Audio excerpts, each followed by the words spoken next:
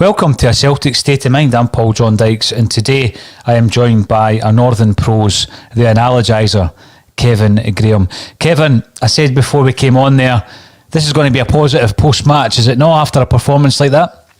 It's got to be positive, eh? That was like the pyjamas that your gran gets you for Christmas, eh? Really, really comfortable, eh?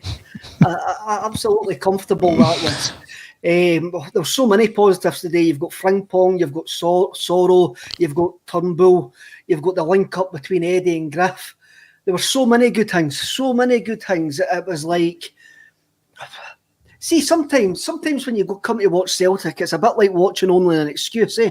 You're just basically hoping that we're going to be great, hoping it's going to be funny. And the day was one of the days. That first half was that first half was brilliant. That first half was really the energy, the positivity, and the movement of the ball was great.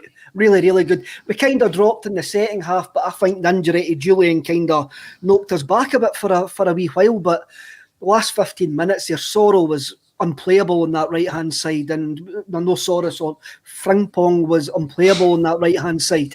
And we should have had plenty of goals. 3-0 actually flatter. 3-0 actually flatters Dundee United. And I must admit, and I'm going to say this, Dundee United have been the best side we've played in the last 7 days.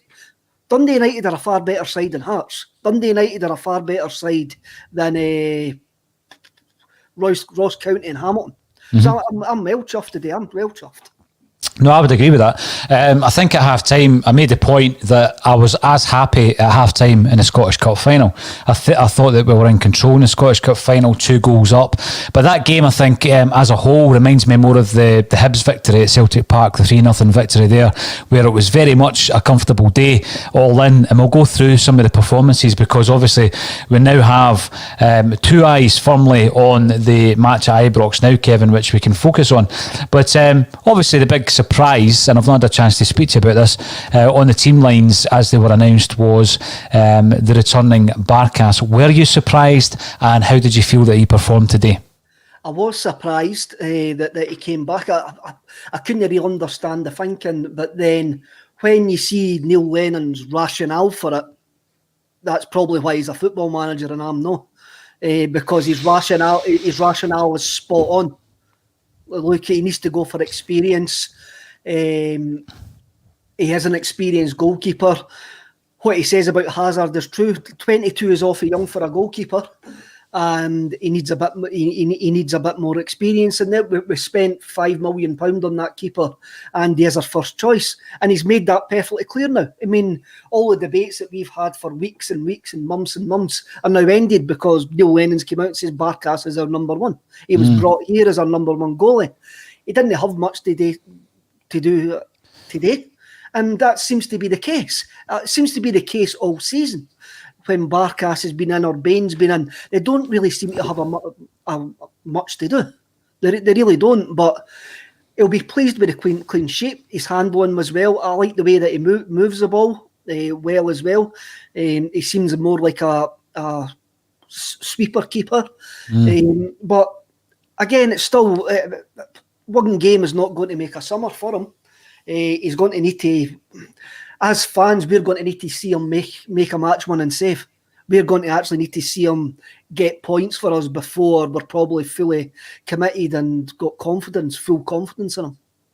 Well, if Barkas is the number one, which he undoubtedly is after Neil Lennon's comments, Kevin, I mean, you could also say he's never been dropped. He dropped out through injury, didn't he, after colliding with Shane Duffy? And I'm just getting back into the side. Would you say that Hazard is number 2, with being the third choice again? It looks that way. I think what would you do? What would you do to Connor Hazard's confidence if you dropped him even from the match day squad now? I think the coaching staff have got to manage him well, and I think Hazard has proved enough that he is a decent number 2, but then Barkas still needs to convince us as well. I'm saying that, but Lennon's nailed his colours up the tricolour post, and he says Barkas is his number 1. So I would fully expect to see Barkas for now to the end of the season. Yeah, and as I say, we're talking about today's performance, but with a look ahead to the Rangers game, of course. And you've already mentioned Frimpong. Very impressed with Frimpong throughout that game. The criticism that's always been levied at him is this final ball. I think he played plenty of final balls into the box. Kevin, is this something that he's overcoming, this element of his game that has been criticised throughout the season? It's maybe just more experienced as he gets. He's still a young laddie, and I think we kind of forget that in the number of games that he's played for us. He is still young. He is still learning the game. And look, he's got more options to hit in the box now with Griffiths and Eddie being there, and also with the late arriving midfielders, whoever the midfield is. That midfield diamond works. It really does work with the players there because they're full of energy. And if you actually noticed, and you probably would have saw it better at the game, even though Ryan Christie set up on the right hand side, Turnbull in the middle.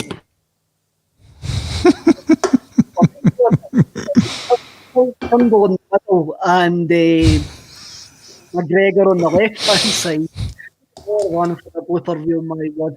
They all interchanged, they all moved. They all really did move, and the only one that sat was Sorrow. Sorrow was the only one that held position the whole game in a good way. And I'm not saying the other ones were all out of position, they were undisciplined. They were doing actually what it looked like they had been told to do, which was move about, cause confusion, cause chaos. And we can actually just go back and go, where's Turnbull been all season? Where's Turnbull been all season? Was that 4 goals in 4 games, is it? 3 and 4 or something like that? 4 and 6, Kev. Yeah. And I mean, he had a man marking him the day. Willie Collum seemed to be marking him for the whole game today. That's one of my bugbears about referees as well, as referees getting in the way of the game, But his goal was cracking, And was it Laura? It says in the comments about him being the new Paul McStay. Well, come on, I'm buzzing tonight. I may as well try get on that bus at least for 48 hours. Well, we've spoken about Hazard and how he's dropped out for today's game, Kevin. I would go as far to say Sorrow and Turnbull are undroppable at this moment in time, which means both of them should start against Rangers. What's your thoughts on that? Without a doubt, the more that you look at that 4-4-2, you can't play Scott Brown in that 4-4-2 because he lacks the energy of the 4 that are already in there. The last couple of times against Rangers, we've been out-battered in the middle of the park, outnumbered in the middle of the park. With that 4-4-2, we're not going to get outnumbered.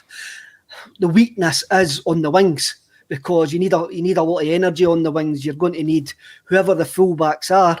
I think it will be Frimpong, and I'm still not 100% sure about the left-hand side right enough, but you need the energy to play that system. And if you're bringing back in Scott Brown, then you haven't got the energy to play that system. If you're bringing back in Scott Brown, you're losing one of the centre forwards. That's the thing. And now I can see the reason for bringing back in Brown, but Scott Brown hasn't worked against them the last 5 times. They've overrun us the last 5 times. And even though results have went our way on some occasions, Scott Brown is maybe just a smokescreen, and people get involved in stocks. It's like Brown getting involved with Naismith and that. Maybe we need to try something else. Maybe we need to take Brown out the equation and go, look, you're going to need to actually try and deal with something else there, rather than Scott Brown, rather than trying to get one over Scott Brown. Well, it's an unknown quantity for Rangers, isn't it, to play Sorrow. They know all about Turnbull from his time at Motherwell, Kevin. But yeah, you're absolutely right. If there's a battle to be had, and you use the Scottish Cup final as an example of that, Halliday and Naismith, Scott Brown's your man. We would expect maybe Arfield to be missing from the starting lineup, Ryan Jack as well. So, you know, I would be inclined to say, very, very few changes from that team that started today, and that includes 2 up front. I would be pretty disappointed if there was any tinkering to be done up top. Now, I know Edouard probably didn't have his best game, probably could have scored a few more goals than he did, Kevin, that's fine, but, he is creating space, he is creating chances. He does seem far more involved when he's got someone like Griffiths round about him. And I think the only disappointment about the 2 of them today is Griffiths didn't get on the score sheet, because he had a few decent chances, run his socks off until he was substituted. But right down the centre of that park, I wouldn't make a change. We're going to come back to the centre half position in a second to see how we're going to deal with that. But on the left-hand side, you said you've got a bit of a doubt in relation to Laxalt and whether he should start at Ibrox. We've seen him against Rangers before. I thought he performed pretty well, I've got to say, at Celtic Park. Do you think Lenny will start with Taylor or Laxalt against Rangers? I was surprised to see Laxalt today in the starting lineup, I must admit. I thought after Taylor getting the nod against Hamilton that we were maybe looking at Taylor playing the next until the sort of mini break that we're going to have after the 2nd of January. Laxalt's got a lot of energy to play in that role. He's probably got more energy than Taylor, but I think Taylor is more disciplined, and going to Ibrox could be the place for a more disciplined fullback, especially on one side. That's my thinking, and it wouldn't surprise me whatsoever to see Taylor coming back in. Interesting. I don't see many other changes, but of course there was a collision between Julien and the post. As you said before we came online, it was a pivotal moment of the game, Kevin, because a goal back for Dundee United at that stage could have completely changed the rest of the game. It was a brave decision by Julien. It was a good goal line clearance. How serious do you think that is? And if he misses the game, which looks likely, Beaton or Duffy? He was caught with the ball across the top, and Barkas comes out, forces the guy to... Was it actually going in? I don't think it was going in. I think it was bouncing by the post. But obviously, Big Julien and desperation to make up for getting caught out in the first place. He was fantastic. He was fantastic to get that ball, if it was going in or not. But it was an awful thud, especially when with the crowd not there, he actually heard it. Sorry, did you say a thud or a fud? Because obviously there's two completely different meanings there, Kev. Yeah, you could hear it. You could hear it certainly from where I was sitting. You could hear it, and that brings a problem. That actually does bring a problem for us. We were talking before we came on air there that I reckon Beaton or Bitten or whatever we want to call him nowadays came on because we were going to have a lot of the ball. If Julien doesn't make Saturday, I reckon we'll see Duffy. And do you think that's due to the fact that you would expect us to be defending for spells of that game? Yes. All out attack. I do think that Beaton only got the shout today because we were dominating the ball. Yeah. And it suited his style more than what it would have suited Duffy's. What do we know about our team just now that we didn't know an hour and a half, 2 hours ago, Kevin, going into this game against Rangers? I think we see a team that's got a bit of confidence back. They seem to be playing with a bit of vibrancy. They seem to be on the same wavelength in the final third, and that's been missing for months. There was a lot of good interchanging. There was a lot of good. We just seem to be playing with a bit of bounce and a bit of energy and a bit of verve, which is something that's been missing. We did play okay against Hamilton, but that was better today. That was a step up a day against better opposition. So while I was maybe a bit critical after the Hamilton game, I'm not over the moon with this, but I'm actually well pleased with this. I'm well pleased with we can't ask for much more going into what is probably our biggest domestic game of the season on Saturday. Definitely. I mean, we've spoken a lot about Soro, and quite rightly so. He's been a revelation since he's come in, Kevin. Apparently he was only left out of the Scottish Cup final due to food poisoning. To be honest with you, I think he probably would have made way for Scott Brown in any case, given some of the hints that Neil Lennon was given leading up to that game. But what does it do for McGregor's performances? How impressed have you been with Callum McGregor over the last half a dozen games or so? I think McGregor's playing with a freedom McGregor's playing with a freedom that we saw. No, remember Scott Brown got injured against Hibs and Brendan Rodgers was there, and it was Cham, Rogic and McGregor. Yep. This is what this midfield's reminded me of, that period where it's dynamic, it's moving the ball quickly, it's always on the front foot.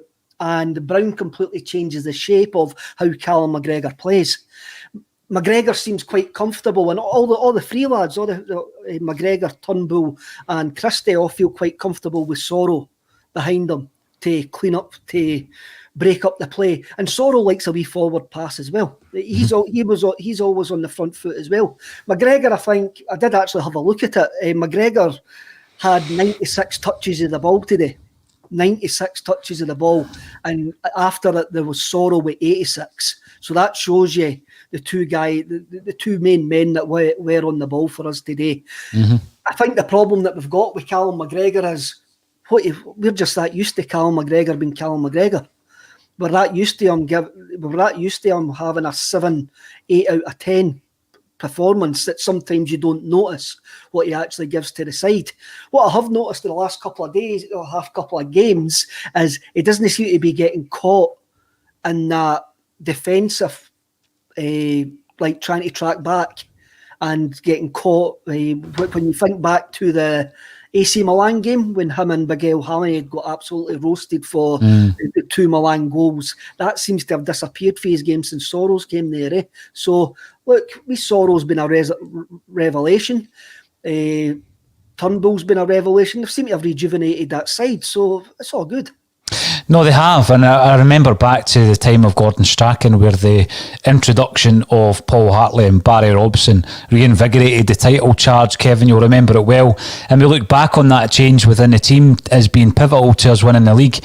Do you think, given the run of games that we've had in the last half dozen, that Celtic are now on the cusp, should we get a victory at Ibrox, of turning our season around? There's still a long, long way to go.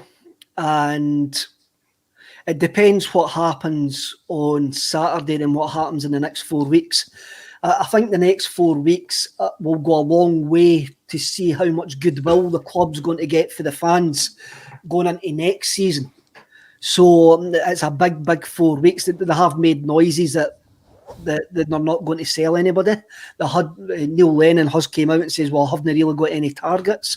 So the next 4 weeks are massive for the whole future of Celtic Football Club, or the short-term future of Celtic Football Club. And I'm not building this up to be a bigger game than what it was. Even if we were 19 points clear, this month, January, would still be a massive, massive month, because we've got to give the fans something to come back for next year. And the next 4 weeks are massive for that.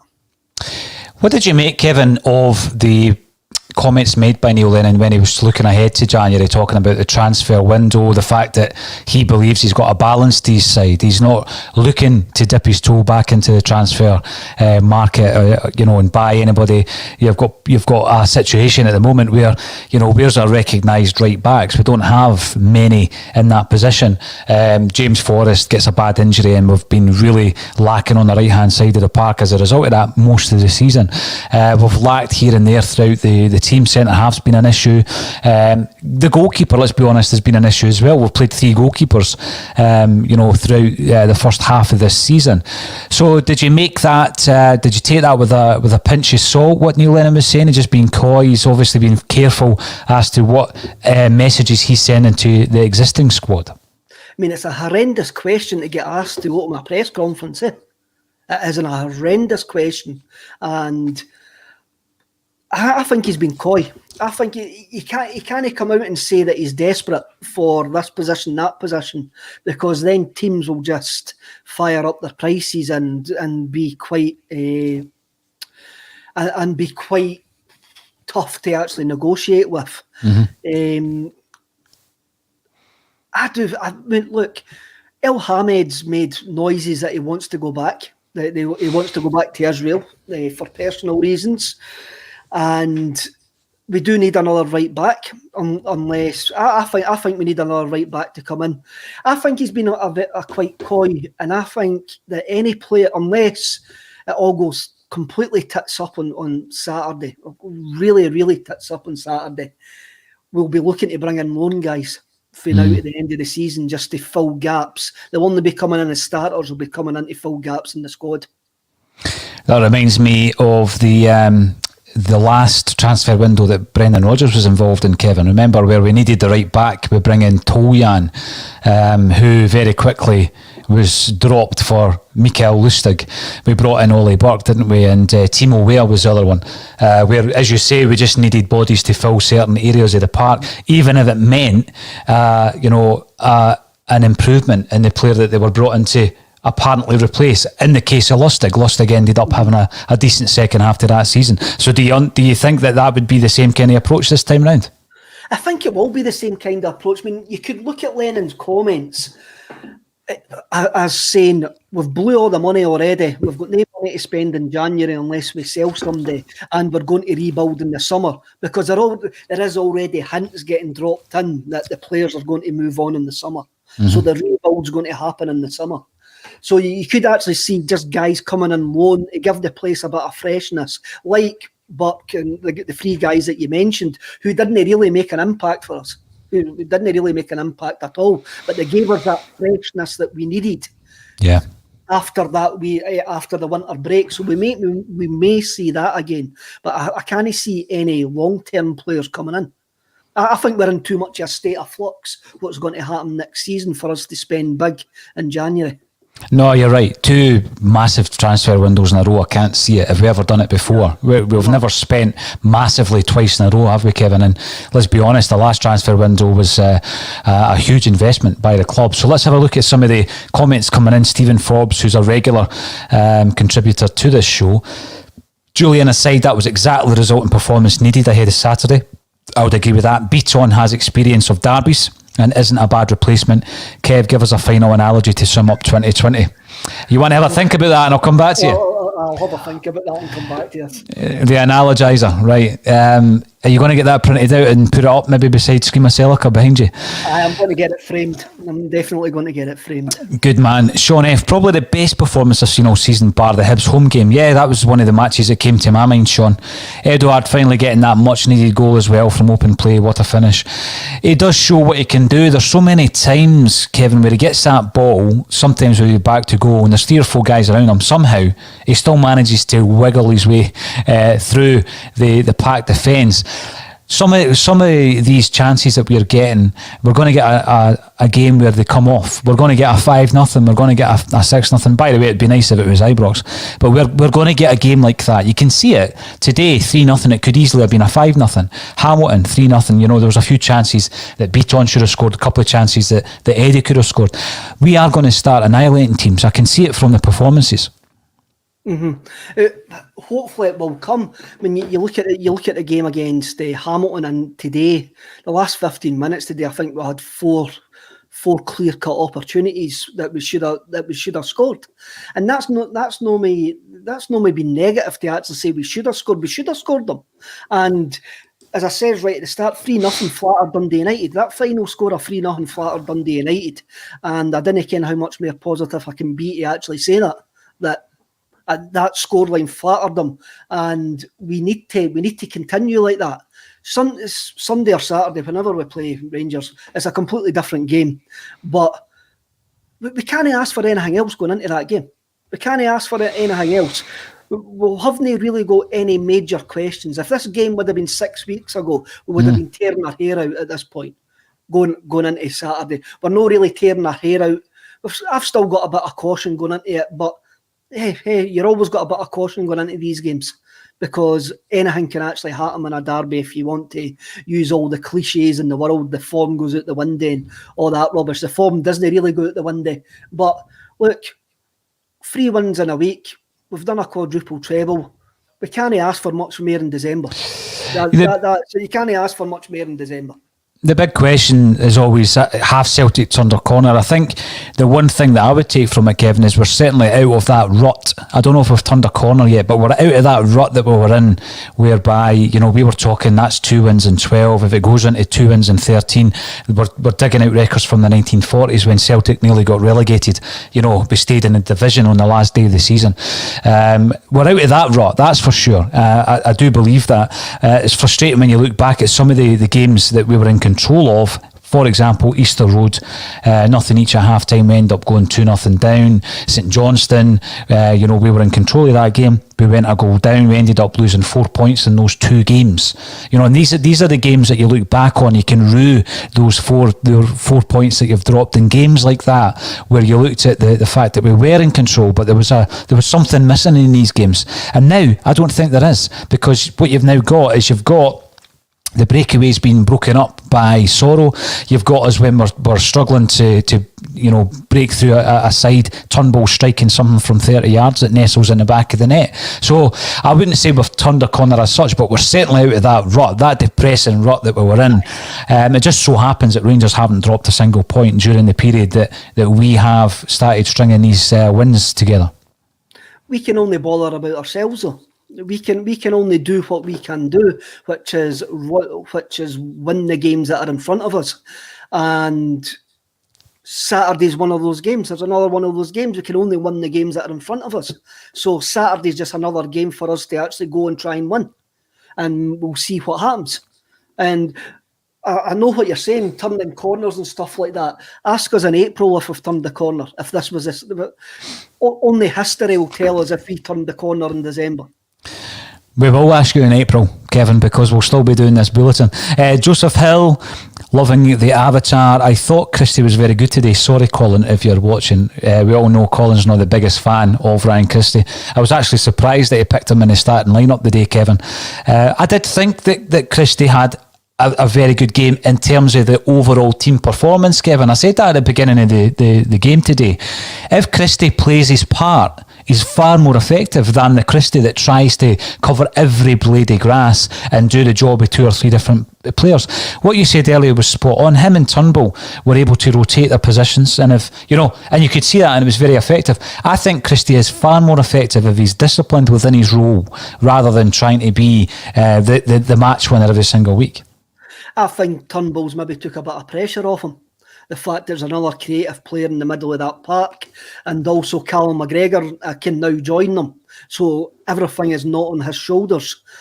One thing I'm going to say about Christie, and this will get brung up over the next couple of days, he hasn't really ever had a good game against Rangers since he's been with us. Mm-hmm. So he's due us one. He missed a penalty. He missed a penalty. That would have been round about. That was a year ago.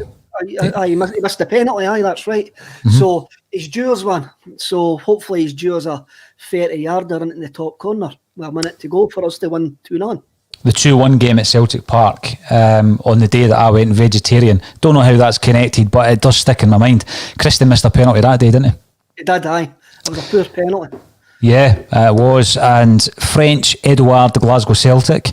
Sorrow gets the ball off quick and always forward. So impressed. There's a lot of love for Ismaila Sorrow, and it's frustrating, Kevin, because they must have been seeing him day after day at training, turning in performances. I remember when his name would pop up in the comment section time and time again, but it was coming up with guys like Luca Connell, and I thought, well, I know about as much as I do about Connell, So I wasn't calling for Sorrow to get a game. He comes in and he's been absolutely superb so far, and a big part of us hopefully turning this corner that we can talk about in April, because you don't want to commit to that at this moment in time, Kev. There's a couple of big bold statements coming in as well. What do you think of this from Callum Hardy? We win at Ibrox, we win the league. I think what you're looking at there is some kind of capitulation over on the south side. That's what you're looking at. You're looking at you're trying, as you say, as we've got out of the rut, Rangers have just sort of carried on winning, and that's a good habit to get into. It's a great habit. It's why we've won 9 titles in a row and 12 trophies in a row. Is because we've got into a habit. As when we're not actually playing well, we've still managed to win games. So we can only bother about ourselves. We can only bother about ourselves, and what will happen to them will happen to them. And the only way that we can influence is what happens to them is when we play them, and that turns up on Saturday. Yeah. So we've got the chance. We can't just keep on looking and go, they're going to drop points here, they're going to drop points there. We've just got to get on with it. We've just got to take care of your business. No, you're spot on. And we keep saying it, Kevin, but obviously we need to ensure that we drop nothing else, because these points, particularly the ones against Hibs and St Johnstone, are going to be very frustrating come the latter part of this campaign. Scott Graham, Lenny hopeful for Julien, so that's the update on Julien. If he does make it in terms of his fitness, Kevin, would you stick with the team that we started today? The only fault, if Julien's fit, then I would change the left back. I would put Taylor at left back, and I would go with that side. I think sometimes Scott Brown acts as a distraction. We've been out-coached by Rangers at the last number of times that we've played them, and we need to give them something different to think about. I go back to Martin O'Neill. I remember Martin O'Neill with Alex McLeish and what's his face, Big Lovencrans always used to run riot against us. Mm-hmm. Then all of a sudden, Martin O'Neill went to a flat back four and they never beat us for about 7 or 8 games in a row because O'Neill just back-pocketed them. I think we need to look at doing something like that. We've got to try something different against them, rather than going in and just hoping the 4-2-3-1 works. And so hopefully Lennon gets his big boy pants on, as I've been told in the comments a couple of times, and goes with that 4-4-2. And if it fails, it fails. At least then we can actually go, well, you tried something different. But at this precise moment in time, I can't see it failing. I can't see us not coming away from Ibrox with a result. Well, Kevin, we will be covering every single second, every minute, every single nuance of Celtic's performance, team selection and everything that goes with that. One last message, hail from Cluj, Transylvania. Marius here from Romania, CSC. We paid them a wee visit actually last year, the Romanian CSC. Obviously I was just on the juice, but it was an enjoyable visit nonetheless. And one final one actually, Aero 250. The chat room is now mostly positive, Kevin. How does that make you feel? Are you embracing that positivity? I'm embracing that positivity, apart from the folk who are calling me a chooter and hating my accent, but not everybody can love me. Is that still a thing? Are you still getting criticised? A salt and sauce accent, seemingly. I don't know. I'm salt and vinegar. Stirling salt and vinegar. Salt and vinegar. You just answered it by saying, I dunno ken. So, you know. We'll leave it at that, Kev.